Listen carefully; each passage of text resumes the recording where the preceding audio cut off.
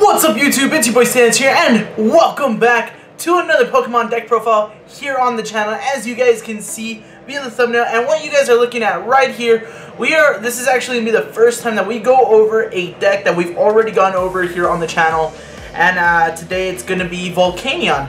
Now, we did Volcanion prior to Guardians Rising releasing, and it was probably on a downhill at that point.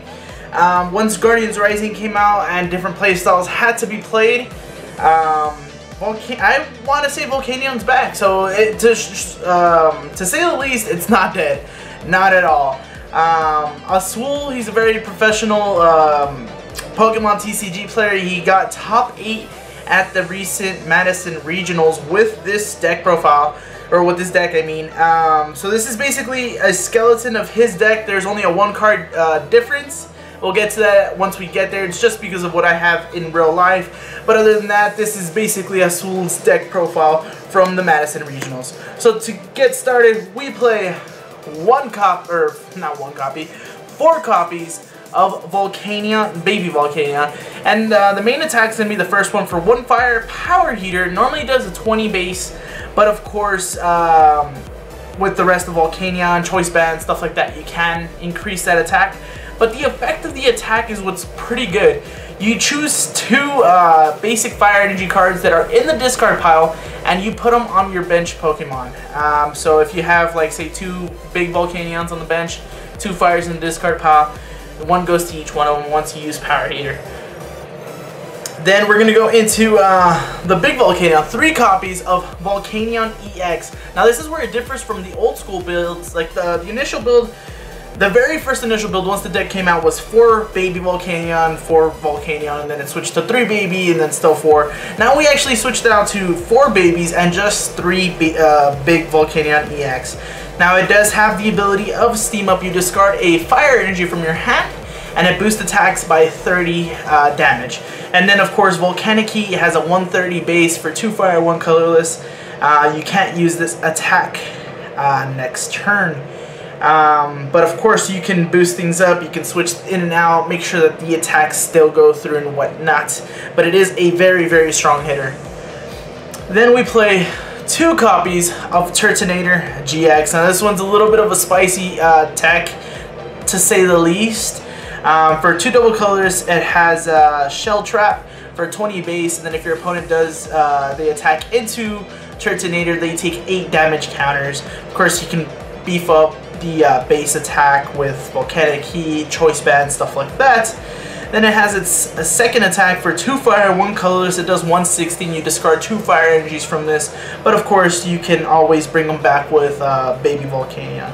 And then the GX attack, which is I believe is actually pretty cool. Nitro Tank GX for 1 fire. You choose up to 5 fire energies in the discard pile and attach them to your Pokemon any way you like. So of course it sets up future plays, and it potentially gets those 3 energies on that big Volcanion as soon as you possibly need them. Then we play 1 copy of Tapu Lele GX, of course, for the 1 tag ability. Once you play it from your hand to your bench, you search your deck for a supporter, and you go ahead and put that supporter into your hand. Energy Drive for 2 double colorless. You do 20 damage for each energy attached to either both active Pokemon. Tapu Cure GX, unfortunately, we won't be able to use it in this deck though. And then this is where the difference comes in from my deck and Azul's deck. I play the Soul Shaman. He played the second Tapu Lele. Shaman here for the setup ability. Once you play it from your hand onto your bench, draw cards until you have 6 cards into your hand. Of course, Sky Return for 2 double colorless. It does 30, and it returns everything attached and this Pokemon back to your hand. Then this is where we're trying to deviate and play it different, so that we can avoid running into Garbodor and having bad matchups with Garbodor. But we play 1 copy of Staryu, and this Staryu is the one from Breakpoint. And the reason we play this one as opposed to something like the Evolutions one is because it does have free retreat, no retreat cost, and you can go ahead and put it up to your active, not even having to use a float stone, and just retreat any way you would like at that point. Of course, we do play the 1 copy of Starmie from Evolutions. It has Space Beacon where you discard 1 card, you add 2 energy, basic energies from your discard back to your hand. So this is basically us playing around Garbodor, so we no longer have to play cards like Energy Retrieval, where it's an actual item card. And then sometimes you would have to discard an item to get more energy, so it'd potentially give up 2 items, as to where Starmie can potentially only give up 1. But that's it for our Pokemon lineup. Then, for supporters, we play 4 copies of Professor Sycamore. Of course, you discard your hand, you draw until you have 7 cards in your hand. So it's for consistency purposes.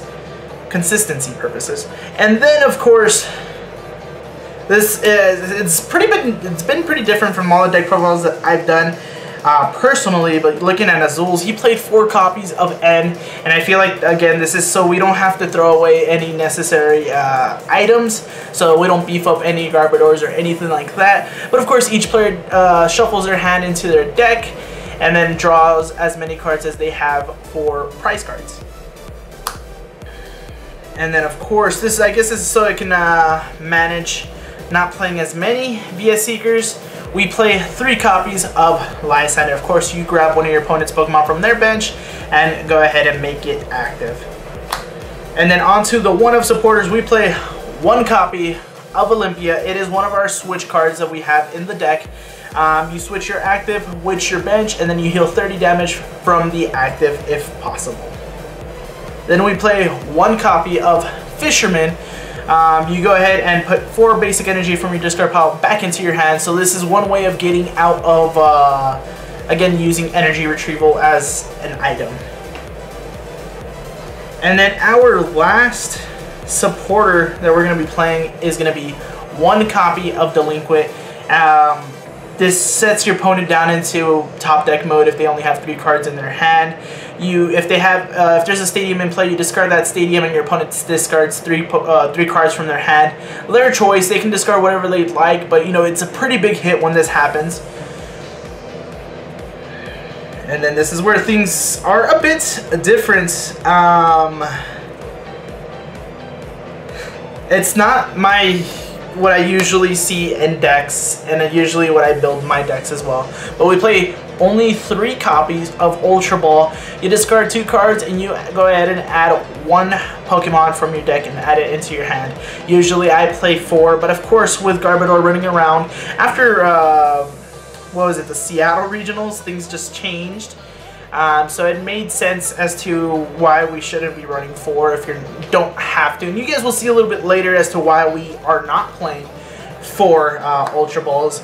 Another thing that's a little different for my deck profiles is, of course, only 3 copies of VS Seeker, but that's hence the reason for the increased amount of support cards like N and Lysander, so we can lower our count of VS Seeker.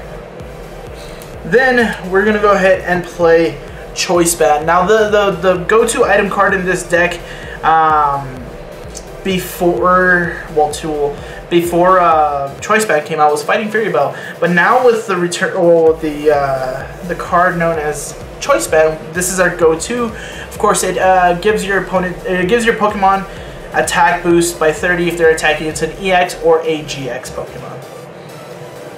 Then we play 2 copies of Field Blower.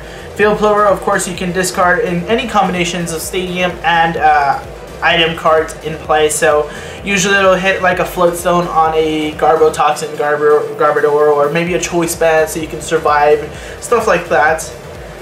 Then we play 2 copies of Floatstone. So it is, these are more of our switch cards that we play in the deck. It's so that if we don't get stuck with, because Starmie does have a 1-cost retreat, we don't want to get stuck with that in our active. Maybe a Turtonator, maybe a Volcanion EX that can't attack. So switch, it just has to be played strategically, but Floatstone is there as one of our switch cards. And of course, speaking of switch cards, we play 2 copies of Switch. You go ahead and switch your active Pokemon with one of your bench Pokemon, and that's going to be how we get around Volcanic Heat and not being able to attack with that Volcanion. And then earlier I mentioned as to why we don't play the excess amount of 4 Ultra Balls. and that's just because we're going to be playing 4 copies of Brooklet Hill. This card lets you search once before you attack for a basic water or basic fighting type Pokemon, and you're like, oh, so you're only searching it for a Staryu.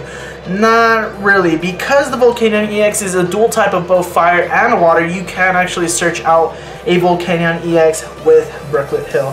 So that's going to help out, and it automatically puts it on your bench, so it's going to help out to put it down there and speed through your deck without actually having to use Ultra Ball.